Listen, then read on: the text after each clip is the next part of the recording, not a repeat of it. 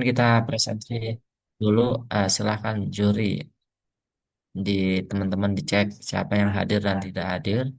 Setelah itu nanti akan ada pengantar dari Bapak terkait dengan topik yang akan kita bahas hari ini sehingga nanti kita rule-nya jelas ke depannya. Silakan juri. Oke, baik, Pak. Sebelum mulai kuliah, izinkan saya presensi terlebih dahulu. Mutia Ramadhani hadir, Hadir, Syafana Kauri, hadir, hadir, Lydia Dewi, hadir, Kayla Felicia, hadir, Nadine Sidaputar, Nadine Sidaputar ada? Nggak ada ya.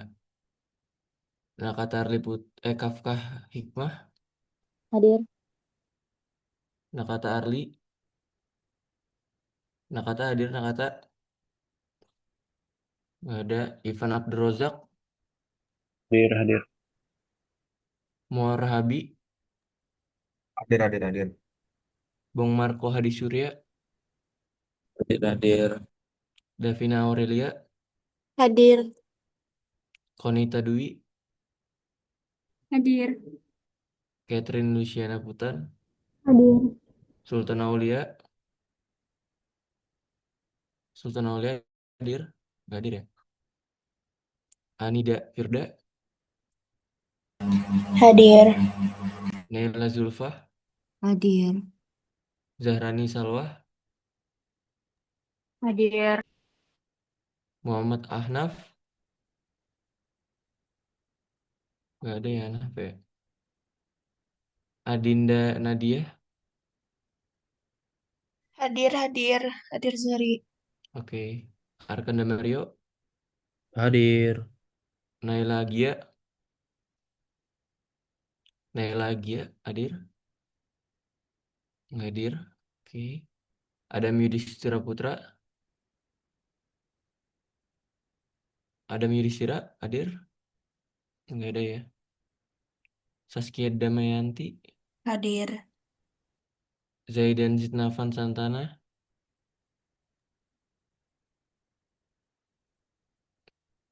Zaidan ada Zaidan,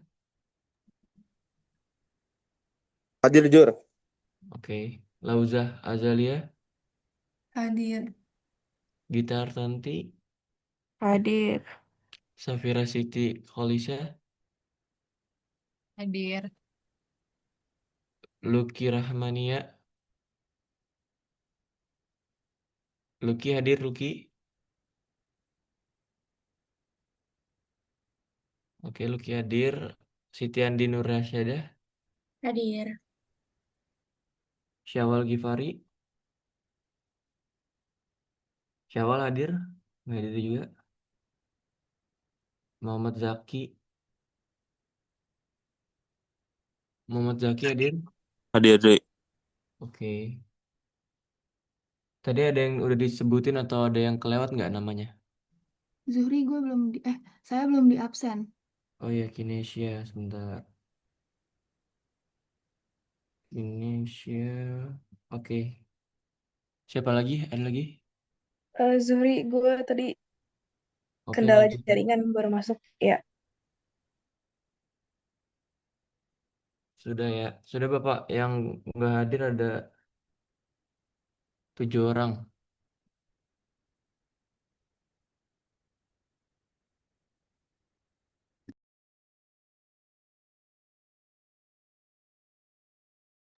Oke, juri.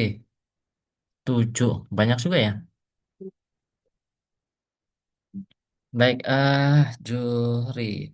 Bapak mau tanya terkait dengan eh, data spreadsheet kita kemarin sudah di input belum juri? Belum Pak untuk nilai UAS ya.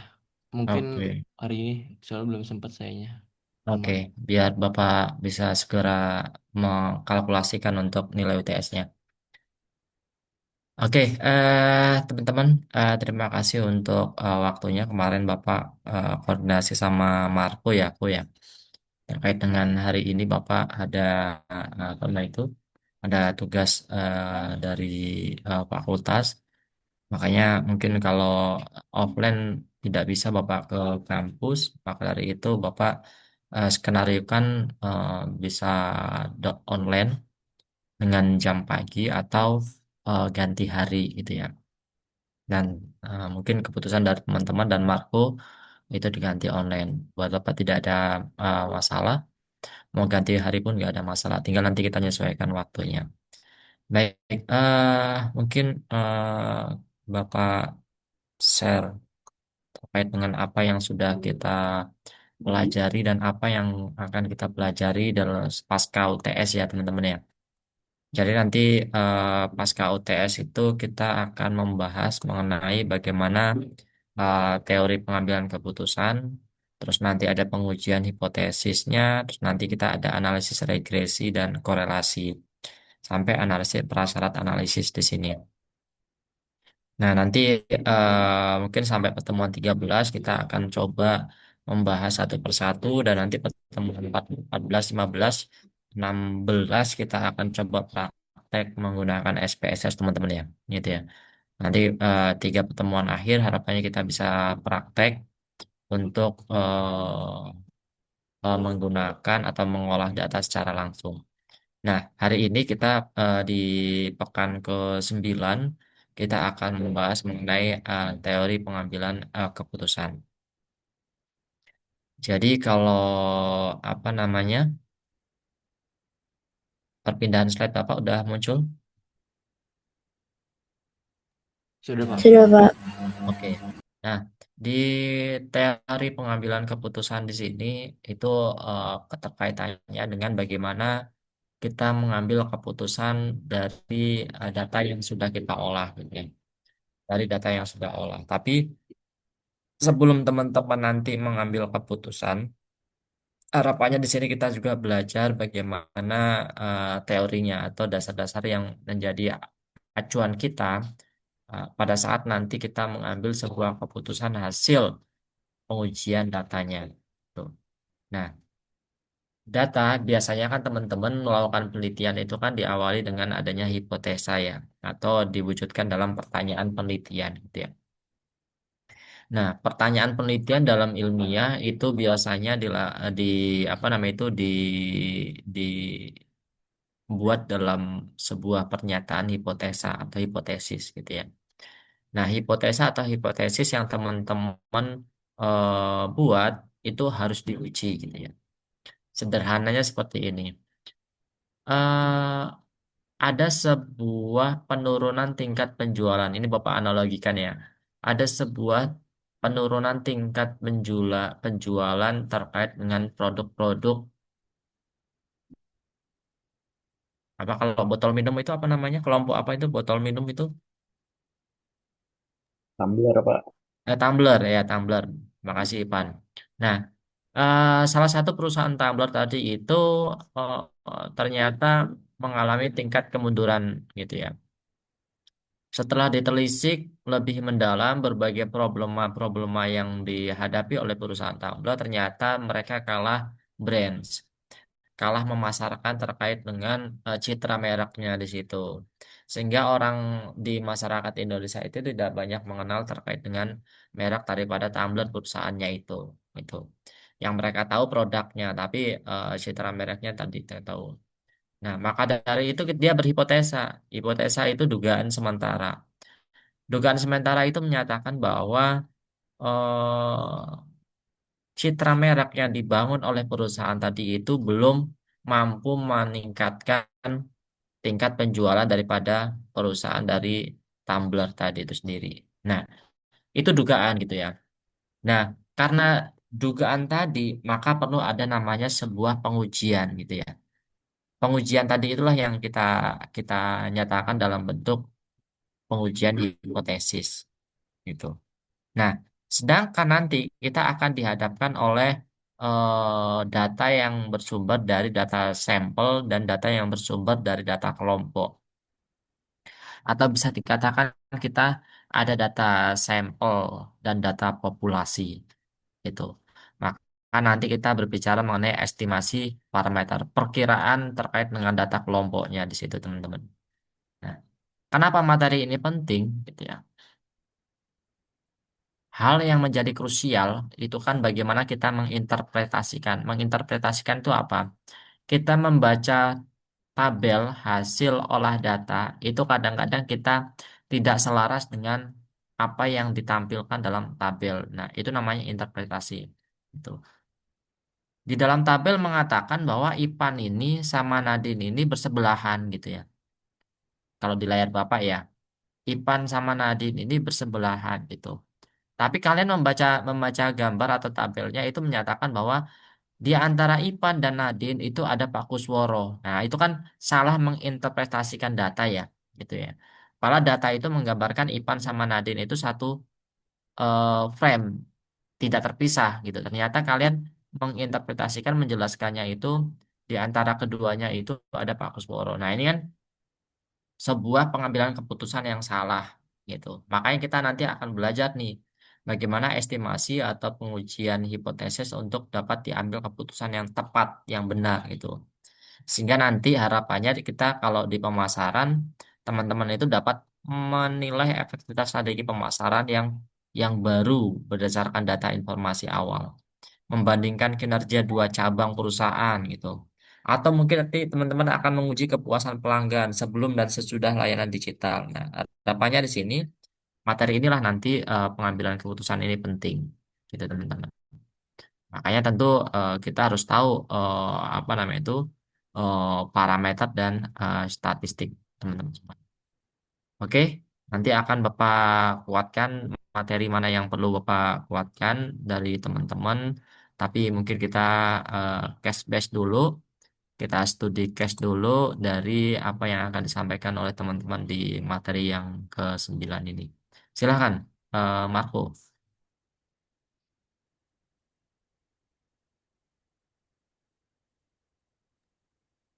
Iya, Pak. Maaf. Silahkan yang hari ini siapa? Yang hari ini presentasi ya, Pak.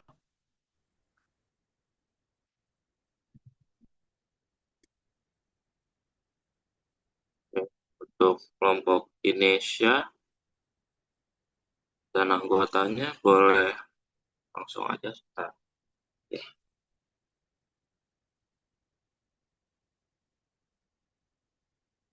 Untuk materi dari kelompok Indonesia itu teori keputusan.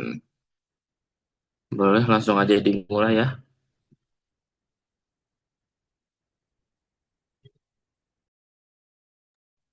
Bapak, saya izin mulai ya, Pak.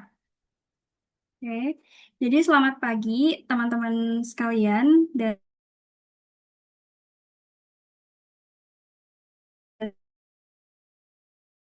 selamat pagi Pak Kusworo, sudah berkesempatan untuk hadir di pemaparan materi tentang teori keputusan ini. Mungkin boleh di slide.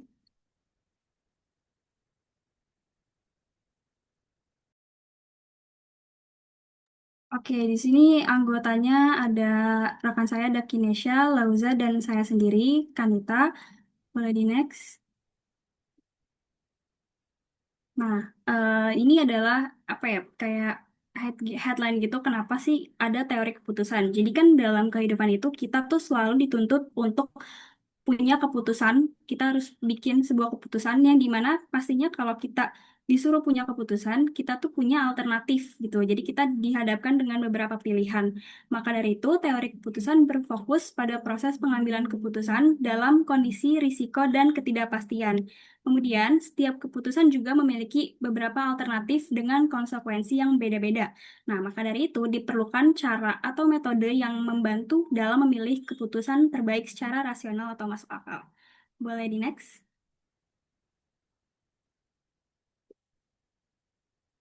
Nah, di sini ada elemen keputusan yang akan dijelaskan oleh rekan saya. Terima kasih. Selanjutnya adalah elemen keputusan. Yang pertama itu ada kepastian atau certainty. Jadi di sini semua informasi tersedia dan tidak bias. Terus biasanya digunakan dalam disiplin ilmu operation research. Contohnya itu ketersediaan bahan baku dan jumlah persediaan. Jadi di sini tuh datanya jelas gitu. Yang kedua itu ketidakpastian atau uncertainty. Di sini tuh informasi yang dimiliki tidak lengkap dan probabilitas peristiwa juga tidak diketahui. Contohnya tuh kayak pengenalan teknologi disruptif dan perubahan regulasi yang mendadak. Jadi di sini tuh peluangnya ada, tapi em, antara berhasil atau enggaknya itu masih belum bisa dipastikan. Selanjutnya itu ada risiko. Di sini itu informasi yang dimiliki tidak lengkap, ada probabilitas suatu peristiwa akan terjadi. Contohnya tuh kayak membeli saham, ada kemungkinan untung dan rugi, terus probabilitas suksesnya peluncuran produk baru dan taruhan. Selanjutnya ada konflik. Jika terdapat dua atau lebih kepentingan memerlukan skala prioritas, biasanya digunakan dalam bidang ilmu manajemen. Contohnya tuh restrukturisasi atau tidak, menaikkan atau menurunkan harga. Jadi sesuai prioritas, skala prioritas. Boleh di next. Selanjutnya di sini ada alur pengambilan keputusan. Yang pertama ada peristiwa. Di sini tuh ketidakpastian berkenaan dengan kondisi mendatang. Pengambil keputusan tidak mempunyai kendali terhadap kondisi mendatang. Jadi itu contohnya kayak harga saham itu lagi naik atau turun. Terus selanjutnya tuh tindakan yang diambil. Nah, dua atau lebih alternatif dihadapi pengambil keputusan. Pengambil keputusan harus mengevaluasi alternatif dan memilih alternatif dengan kriteria tertentu. Jadi eh, memakai metode tertentu, terus nanti ada antara mengambil saham A, saham B, atau tidak mengambil saham sama sekali. Nanti hasilnya antara laba, impas, atau rugi.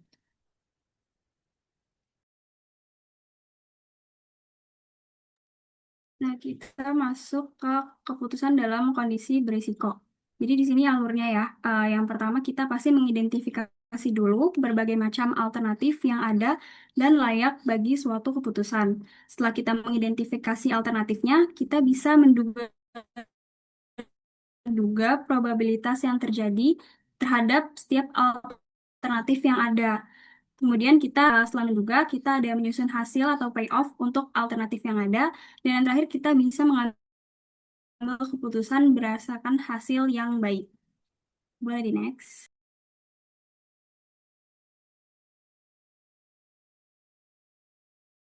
Nah, untuk keputusan dalam kondisi berisiko tadi yang sudah dijelaskan oleh rekan saya di elemen keputusan, contohnya itu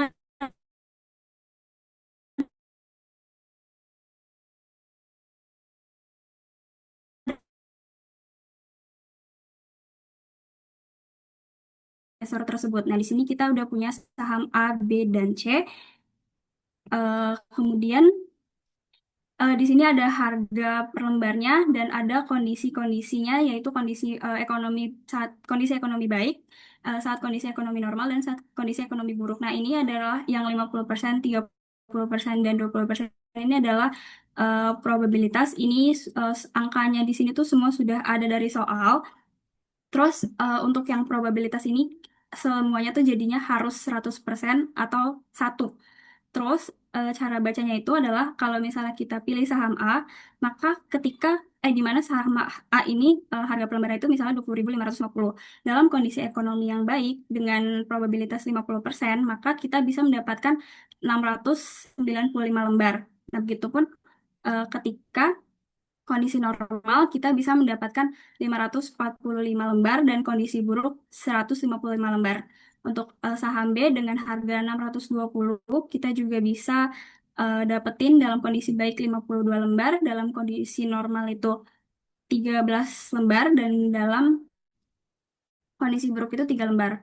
Untuk kondisi C itu ada di harga 8.000 dengan kondisi baik 199 lembar, kondisi normal itu 108 lembar, dan kondisi buruk itu 89 lembar. Jadi ini masih dalam bentuk diketahui. Mungkin boleh di next.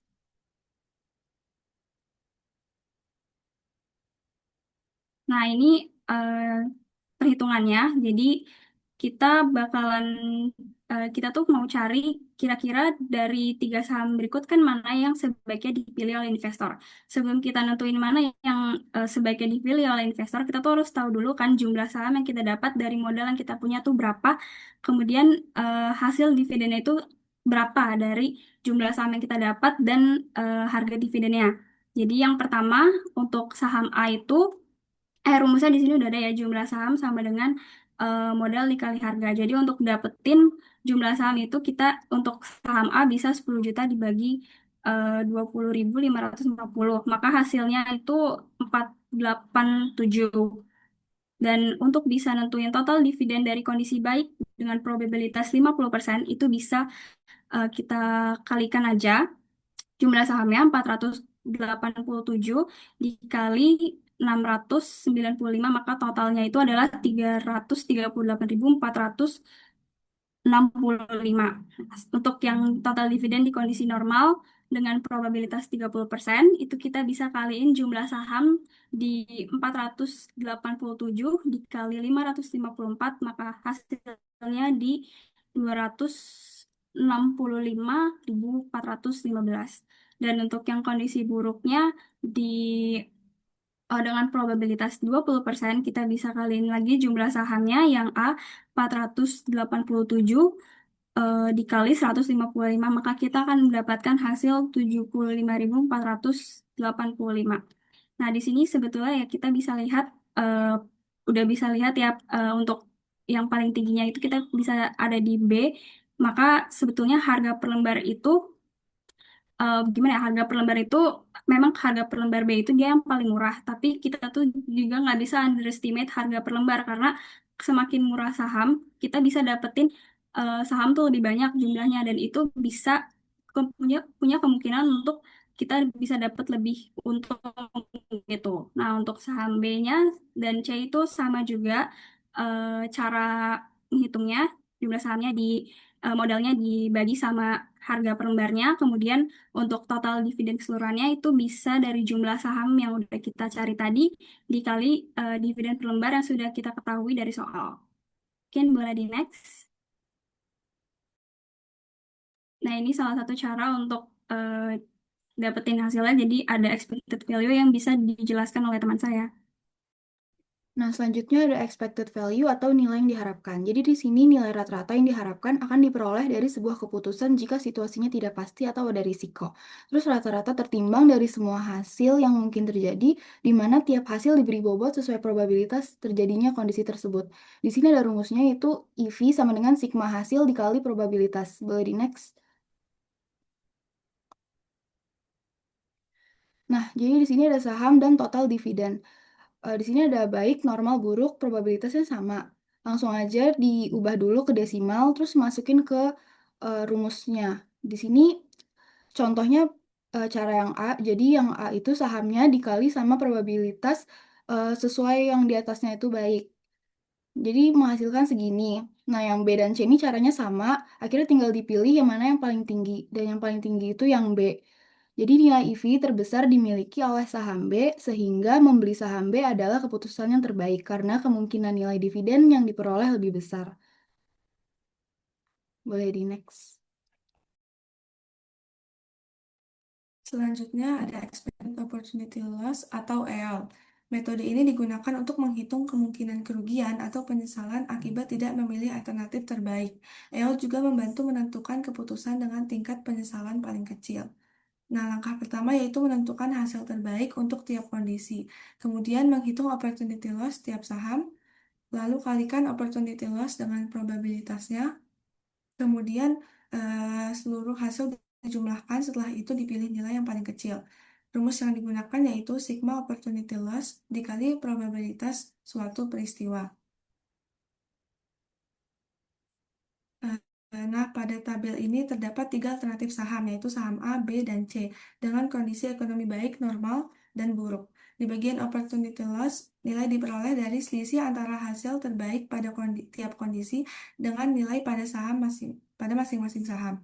Contohnya pada kondisi ekonomi baik, nilai tertinggi adalah 838.708 dari saham B. Maka saham A 838.708 dikurangi 338.465 dan hasilnya 500.243.000. Saham B 838.708 dikurangi 838.708 hasilnya yaitu 0, dan saham C 838.708 dikurangi 248.750 dan hasilnya 589.958. Kemudian semua opportunity loss dikalikan dengan probabilitas masing-masing kondisi, yaitu 50%, 30%, dan 20%.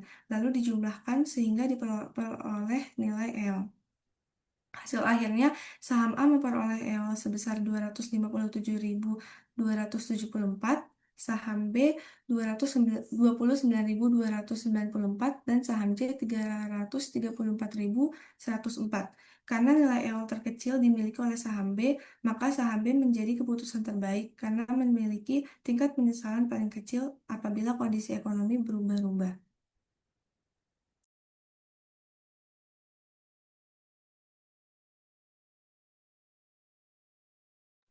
Selanjutnya ada keputusan dalam kondisi ketidakpastian. Di sini tidak ada informasi yang sempurna dan tidak ada info tentang probabilitas setiap kejadian.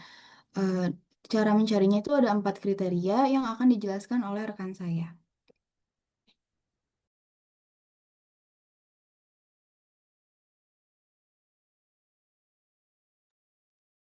Oke, yang pertama ada kriteria Laplace. Pada metode ini, setiap kondisi dianggap memiliki probabilitas yang sama, karena probabilitas sebenarnya tidak diketahui. Pada tabel terdapat tiga alternatif saham, yaitu saham A, B, dan C dengan kondisi ekonomi baik, normal, dan buruk. Metode Laplace ini dilakukan dengan menghitung rata-rata nilai pada setiap alternatif, kemudian dipilih alternatif dengan nilai expected value paling tinggi. Pada tabel ini, probabilitas setiap kondisi dianggap sama besar, yaitu 1/3 atau 33,3%. Perhitungan dilakukan dengan menjumlahkan seluruh nilai dividen pada setiap saham, kemudian dibagi dengan jumlah kondisi. Contohnya pada saham A, 338.465 ditambah 265.415 ditambah 75.485. Kemudian dibagi 3 sehingga diperoleh nilai expected value sebesar 226.455. Kemudian saham B memperoleh nilai expected value sebesar 365.591. Sedangkan saham C memperoleh nilai sebesar 165.000. Berdasarkan hasil perhitungan tersebut, nilai expected value terbesar dimiliki oleh saham B.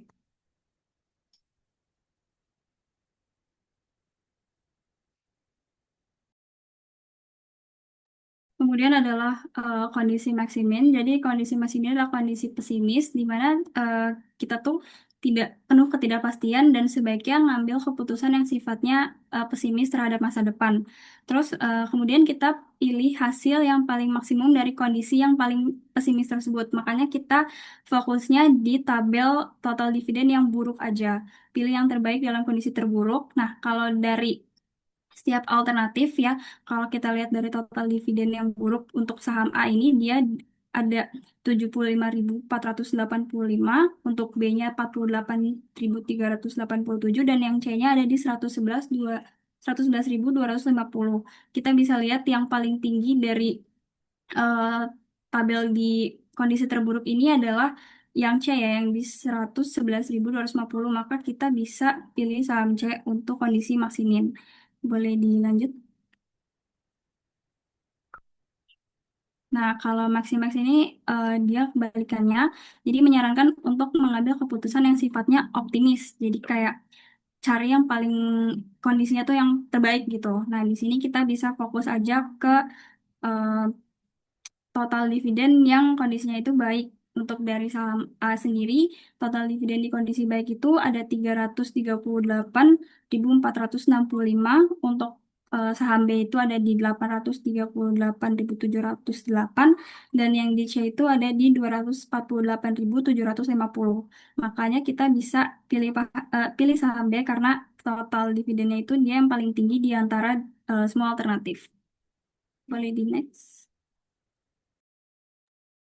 Selanjutnya ada kriteria Hurwitz. Nah, metode ini digunakan dengan menggabungkan sikap optimis dan pesimis dalam pengambilan keputusan. Pada kriteria ini digunakan koefisien optimisme yang nilainya berada di antara 0 sampai 1. Nilai 0 menunjukkan kondisi sangat pesimis, sedangkan nilai 1 menunjukkan kondisi sangat optimis. Pada contoh ini digunakan koefisien optimisme sebesar 0,6. Artinya, keputusan lebih cenderung mempertimbangkan kondisi terbaik dibandingkan kondisi terburuknya. Pada tabel ini digunakan nilai kondisi baik sebesar 0,6 dan kondisi buruk sebesar 0,4. Perhitungannya dilakukan dengan mengalihkan nilai terbaik dengan 0,6, kemudian nilai terburuk dengan 0,4.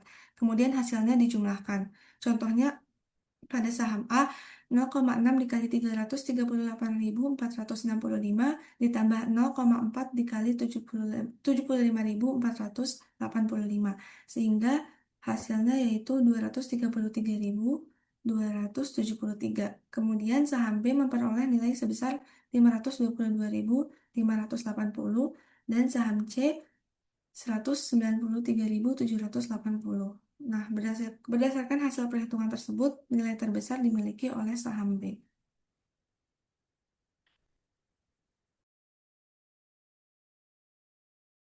Oke, berikut pemaparan materi dari kelompok kami. Bapak, ini kita langsung ke latihan soal aja atau? Boleh, silakan. Oke, jadi teman-teman di sini kita punya latihan soal. Soalnya itu soal beranak, mungkin boleh di tag, boleh di next. Nggak usah. Nah, jadi di sini kita punya soal sebuah perusahaan ponsel berencana untuk meluncurkan dua ponsel baru. Perusahaan tersebut memiliki beberapa alternatif, yaitu meluncurkan kedua model sekaligus, satu model aja, atau enggak dua-duanya. Keputusan itu bergantung pada proses penerimaan dari konsumen. Hasil konsumen menunjukkan bahwa probabilitas konsumen menerima baik adalah 30%, yang menerima cukup baik adalah 50%, dan yang menerima dengan buruk sebesar 20%. Hasil uji penjualan ponsel tersebut adalah sebagai berikut. Di sini sudah ada tabelnya juga ya untuk tanggapan konsumennya untuk yang menolak, menerima model satu, menerima model 2 dan menerima keduanya. Kemudian untuk pertanyaan di sini ada yang satu expected value dan EOL. Kemudian yang dua ada di sini ada Laplace, Maximin, dan Maximat dan anggap aja probabilitas itu belum diketahui. Kemudian yang ketiga ini Hurwitz itu untuk koefisien optimisnya di angka 0,65. Sebelumnya sudah disinggung ya bagaimana cara mencari eh, sisanya gitu. Nah, mungkin sistemnya itu teman-teman boleh raise hand dulu dan pilih mau jawab nomor berapa.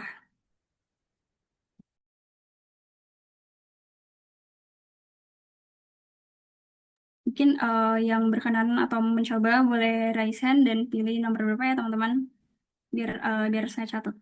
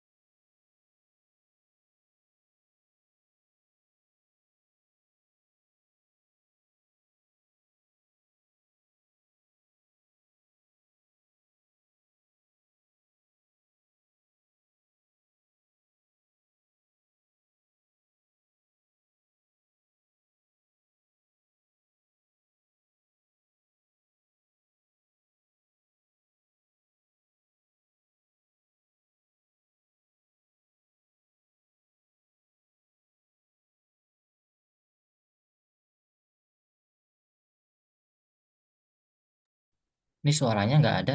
Kan Sebentar Pak, ini teman saya lagi nge-scroll agak nge-lag katanya. Oh, oke oke. Oke, jadi jawab ini yang tadi bertanya itu Ivan, jawabannya di menerima keduanya betul karena kita kan expected value ya kita lihat yang paling tinggi jadi di 134 jadi yang satu A betul. Ivan boleh di next.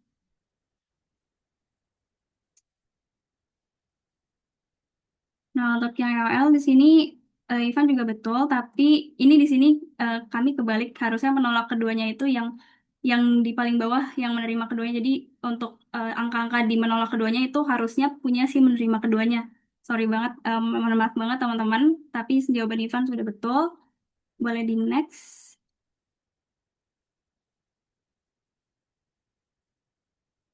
Untuk nomor 2, ini ABC diambil semuanya sama Naila. Jawabannya Naila, sebentar saya cek. Iya, sudah betul. Boleh di next yang maksimisnya. Maksiminnya 45 betul. Maksimalnya 45 betul. Menerima kedua. Ya, sudah betul. Yang Herwisha, ini Kayla. Oh, ya, sudah betul, Pak. Untuk Ivan, Naila, dan Kayla sudah menjawab pertanyaan dan betul semuanya. Boleh di next.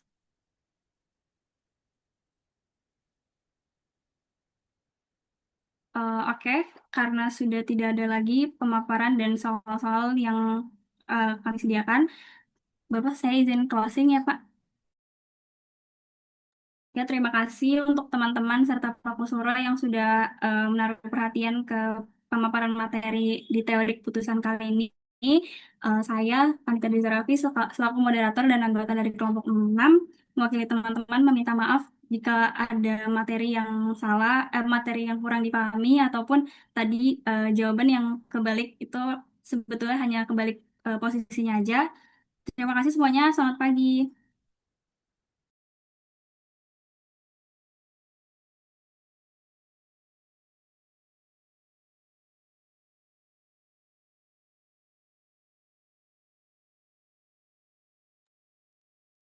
Untuk materi saya kembali serahkan ke Pak Kusworo mungkin ya. Mungkin ada tambahan dari Pak Kusworo. Oke, terima kasih Konit. Siapa aja tadi Konit? Saya, Kinesha, sama Lauzah, Pak. Oh iya, Kinesia sama Lauza. Baik, mungkin bisa di stop screen.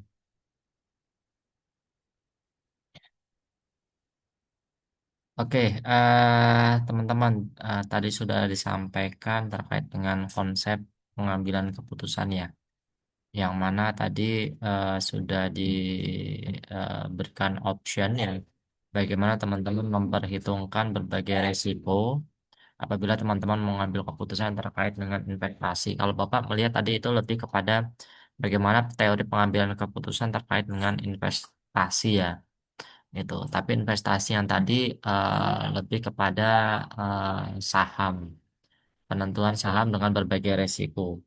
Tapi kalau kita ngelihat daripada konsep investasi sebenarnya banyak ya. Kita harus membandingkan berbagai resiko dengan berbagai platform yang tersedia. Bisa mungkin deposito, saham, terus apa emas mungkin ya sekarang ya, gitu ya. Mungkin dengan berbagai resiko yang ada. Baik, terima kasih Konit, Kines, dan Kela ya. Lauza ya, Kines dan Lauza. Oke, Bapak coba melanjutkan apa yang mungkin tadi disampaikan. Jadi ada 34 slide, tapi untuk materi ini Bapak akan coba membrandingkan agar teman-teman tidak terlalu pusing. Nanti di pertemuan besok baru kita berbicara mengenai eh, apa? Kalau besok itu kalau nggak salah pengujian hipotesis sampel besar ya. Nah, di sini teman-teman,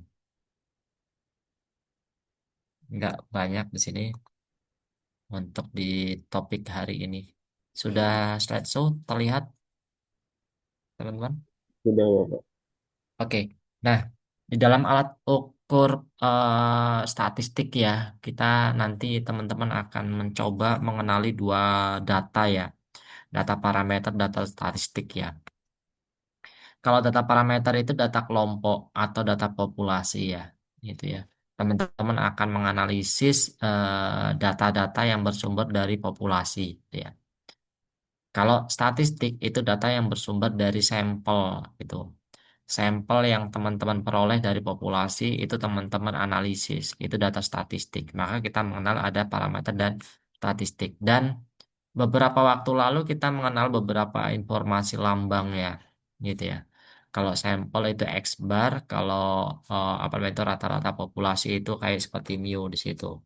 Sama seperti pada saat kita kemarin ada lonceng ya, gambar lonceng untuk melihat mu rata-rata yang bersumber dari populasi atau data populasi.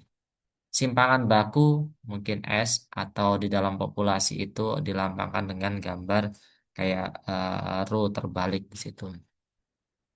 Varian di situ S kuadrat dan sama seperti gambar simpangan baku, row kembali dikuadratkan, ada koefisien relasi dan ada koefisien regresi. Kalau koefisien korelasi itu untuk melihat hubungan dua variabel, tapi kalau untuk melihat koefisien regresi itu untuk melihat eh, hubungan juga, tapi untuk melihat efek pengaruhnya gitu ya, gitu ya. Kalau hubungan tadi itu hanya sebatas untuk melihat apakah hubungannya positif atau negatif, gitu ya, hubungannya terbalik gitu atau hubungannya lurus.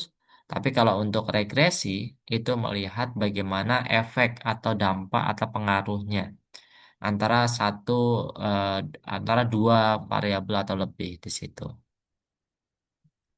Ini terkait dengan ukuran parameternya.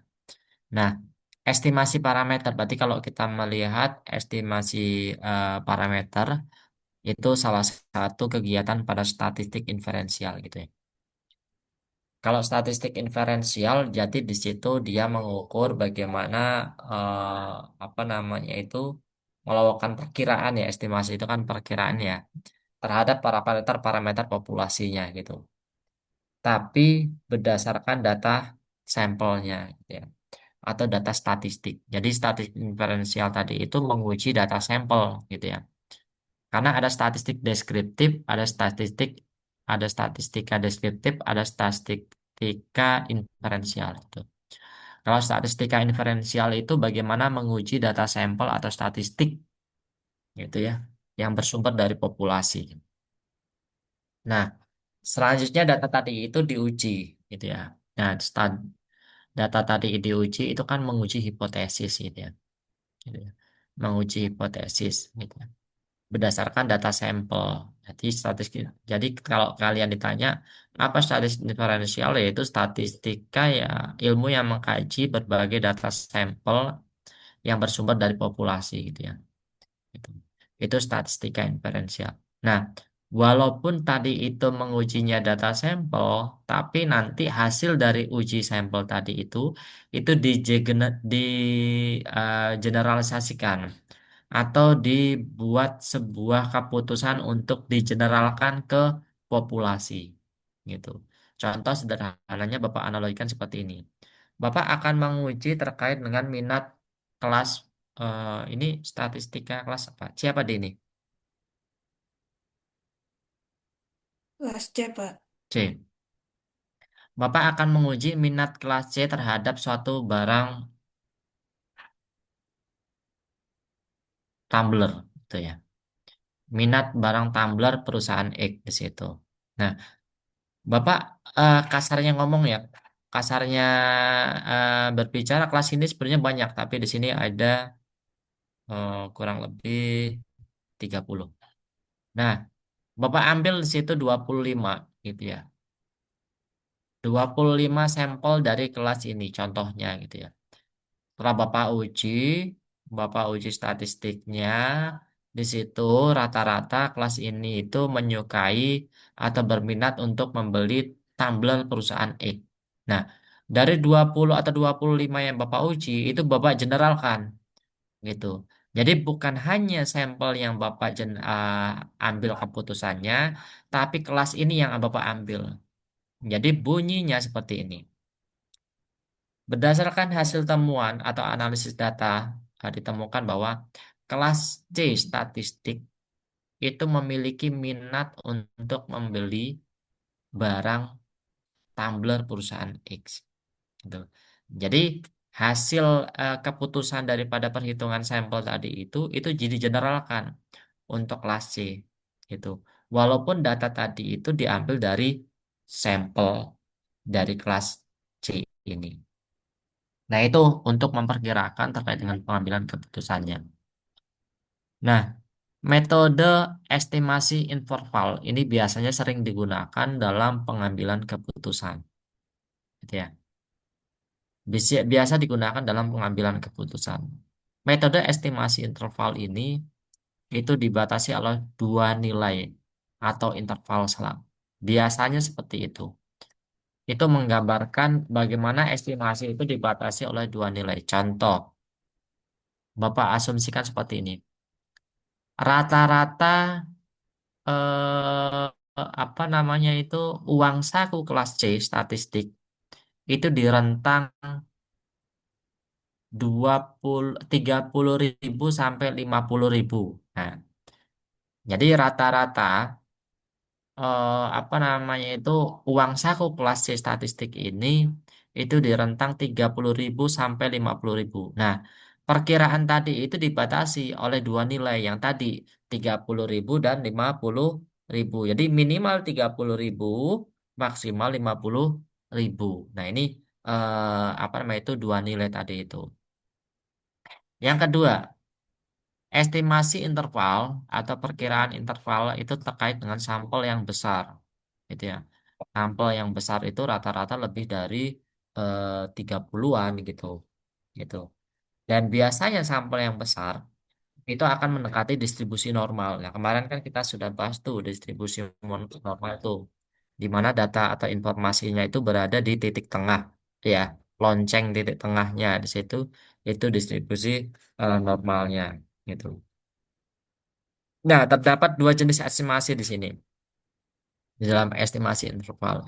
Itu estimasi sampel besar dan kecil. Nanti minggu depan kita akan membahas terkait dengan estimasi sampel besar terkait dengan perhitungannya. Itu minggu depan. Itu kelompok minggu depan. Nah, ini Bapak akan coba memberikan secara detail terkait dengan estimasi yang dibatasi oleh dua nilai atau interval yang tadi Bapak sampaikan. Itu. Ada dua statistik untuk menaksir dua cara gitu ya. Parameter untuk mengukur yaitu estimasi titik. Jadi kalau estimasi titik itu hanya satu angka saja gitu. Rata-rata pengeluaran mahasiswa diperkirakan 75.000. Ya udah, rata-rata itu tidak jauh dari 75.000. Bisa 722.000, 73, 74, 75, 76, 77. Nah, tapi rata-rata ketika dijumlahkan semuanya itu 75.000. Itu estimasi titik. Tapi estimasi interval itu yang tadi Bapak sampaikan, dia akan menjadi apa ada dua nilai atau dua angka gitu dan dia berwujud dalam rentang ya. Rentang itu kan dari A sampai B atau A sampai Z atau A sampai D atau A sampai F itu rentang di situ. Nah, ini rata-rata pengeluaran mahasiswa diperkirakan antara 73.000 sampai 77.000 dengan tingkat keyakinan. Jadi standar error atau standar keyakinan kita kan di situ 5% ya standar errornya ya, gitu ya. Untuk ilmu sosial itu kan 5% gitu. Jadi standar keyakinannya itu kan 95% dari 100% gitu ya. Standar errornya 5%, berarti standar keyakinannya itu 95%. Itu untuk apa namanya itu perkiraannya teman-teman.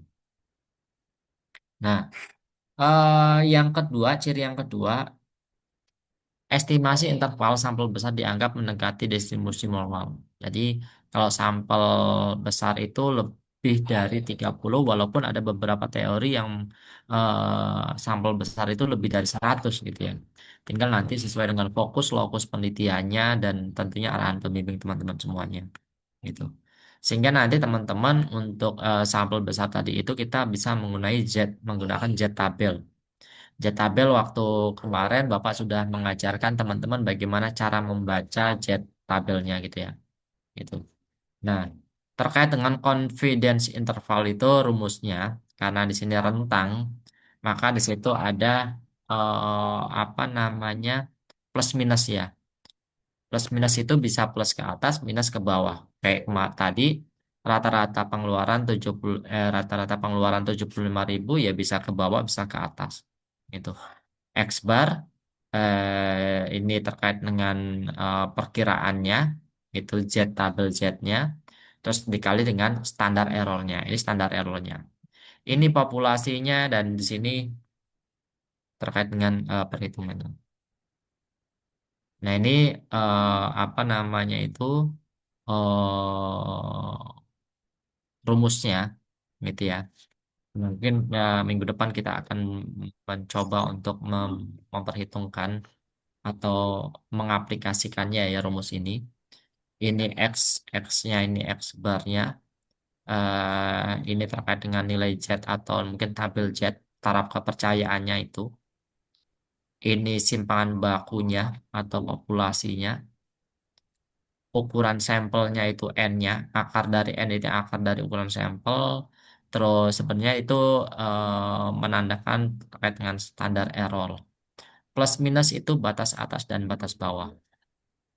Gitu. Ini terkait dengan bagaimana estimasi atau perkiraan interval untuk pengambilan keputusan nanti. Gitu ya.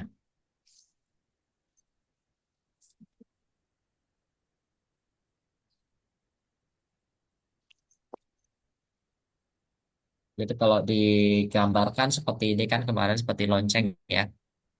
Jadi di sini batas bawahnya dan di sini batas atasnya. Gitu ya. Minus itu menunjukkan batas bawah. Kayak tadi batas bawahnya itu kalau uang saku kalian kan 30.000 ya kasarnya ngomong. Di sini batas bawah 30.000, batas atasnya 50.000 gitu. Nah, ini yang menandakan terkait dengan batas bawah dan batas atas kalau di dalam confidence interval untuk rata-rata ini mu-nya rata-rata populasi gitu teman-teman. Kalau rata-rata sampel itu kan X bar ya. Tapi kalau rata-rata apa namanya itu rata-rata untuk populasi itu mu. Mungkin itu teman-teman untuk pertemuan pertama kita. Pertemuan untuk hari ini. Untuk perhitungannya bagaimana nanti mengestimasikan pengambilan keputusan itu ada di minggu depan. Sampai sini ada pertanyaan silakan.